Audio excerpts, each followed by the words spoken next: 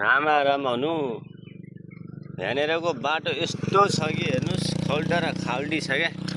यहाँ त आमा छोराउनु सिँगै एउटा भैँसी लिएर गाडी नि काटिदिन्छ। यहाँ त मरे भैँसी गिटी त ल्याएर चाहिँ फेरि केटाहरूले गिटी त ल्याएर चाहिँ अब कहिले चाहिँ बाटो पिच गर्छ र अनि चाहिँ नि साइकलमा हुइलिहाल्न भनेको छु क्या म।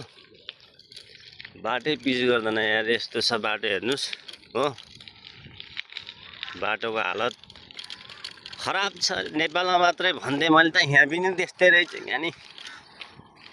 यहाँ पनि बाटोको हालत त एकदमै खराब रहेछ। सो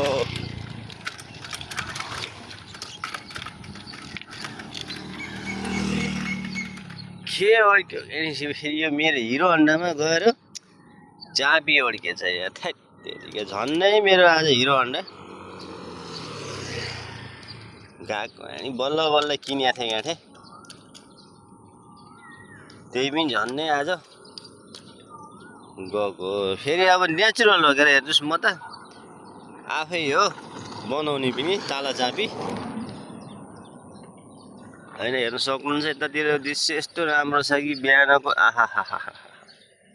ल हेर्नुहोस्, दामी छ, दामी दामी बब्बाल भ्यू छ हो। अब यस्तो बब्बाल भ्यूमा चाहिँ फेरि अब म पनि देखिनु पर्ने होला होइन। म चाहिँ यहाँ छु, म चाहिँ यता छु, भ्यू चाहिँ त्यता छ।